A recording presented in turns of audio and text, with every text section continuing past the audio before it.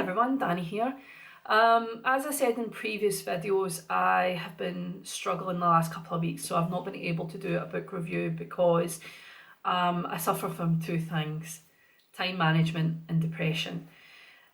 It's been pretty bad because at this time of year I start thinking about all the family members I've lost, including my own father, and I get in a funk, depression comes out, and then I struggle to maintain how can I put it? Concentration on things. That includes books.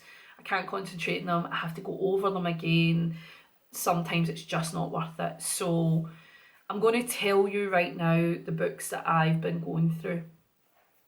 Just give you a quick shoot of what it was, how I felt about it, and you can take it from there. I'm sorry that this is going to be such a quick video, but it is what it is.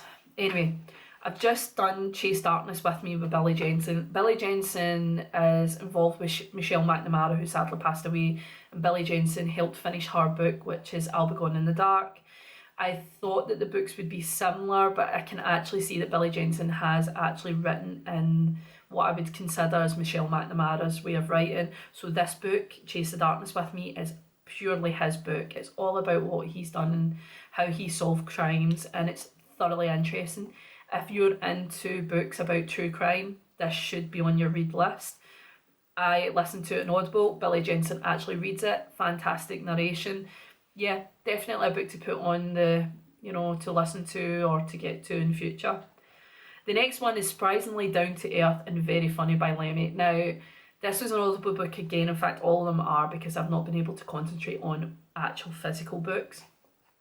But Lemmy is a Scottish comedian, and I'll even go further, he's a Glasgow comedian. He narrates his own book and he speaks exactly as he speaks normally, which is very Glaswegian. He's funny if you get the chance to look up some of his clips on YouTube, but this book was surprisingly quite dark. He goes through things and talks about things that are very deep, talks about his depression, about his anxieties. It wasn't so much laugh out loud as it was more kind of but it does remind you that comedians tend to be some of the darkest people you'll meet. They go through a lot of things in life, and they're funny because they can find the funniness in some of the most tragic things that have happened. Definitely a Scottish listen. I think people outside of Scotland might struggle to understand them, but that's just the Audible. You could try and get the book and read it and see what you think. So I liked it. I must admit, it was a book to pass the day with. The next one is My Shit Therapist by Michelle Thomas. Funny, witty, and it is about how therapy has and hasn't worked for her. Again, interesting book. If you're into the whole self-help therapy books, it's probably one that you should put on your list to maybe cover. It might not help everyone, but it did actually give me a giggle when I thought, yeah, she's got a point. I feel the same way about that too. The next one was Crazy Rich Asians by Kevin Kwan. Being honest, it was okay up until it got to a point where he talked about animal cruelty, and it was out of nowhere, and I struggle with animal cruelty. I barely go on Facebook because the posts that you get from people going, sign this petition, and the photo is so awful that it just puts me in a funk for the rest of the day. It was entertaining, but I could have done without that bit. I'm sorry. Yeah, and I know that it was a standalone book and now it's went into sequels. Will I listen to sequels? If the opportunity arises on Audible and it comes on cheap, sorry, no offence, then I will buy it, but I don't think the book's really made for me as such, and that's okay because there's nothing wrong with that at all. But yeah, that little bit about dog fighting really got to me. Yeah, it really threw me through a curve. Anyway, In Pieces by Sally Field. It is Sally Field, the actress, autobiography. Tragic. You need to read that and have tissues ready. I didn't realise how hard her life was. I love Sally Field. Steel Magnolias is one of those movies that my mother gave to me and I will treasure for the rest of my days. And Sally Field really makes that movie. Her and Julia Roberts and Shirley MacLaine, just fabulous. What a cast.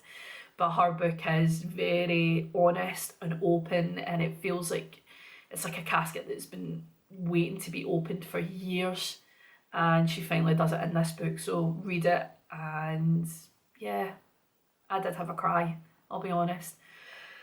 The next one's In Bloom by C.J. Seuss. Yeah, so the first book's entertaining. This is the second book. I believe there's 3 books in this, so there's a trilogy. It's about a female serial killer. I love Rhiannon in this book. I love the character. The first book was fantastic. It's just out there, so different. The second book feels like a second book. You know that it's to lead on to a third book, but it just didn't have as much drive as I wanted it to. I wanted it to move a lot quicker, and I just felt I just didn't get there. Has it put me off getting the third book? No, it hasn't. I will get the third book. But yeah, it just felt failure to launch in some parts of it. It's okay. First book, phenomenal. If you get the chance, get it. And the last one on it, ending a seriously depressing book, is Everyday Sexism by Laura Bates. Laura Bates is one of the eldest stepdaughter's favourite writers, and I thought, well, I better get a listen into one of her main books, which is the Everyday Sexism.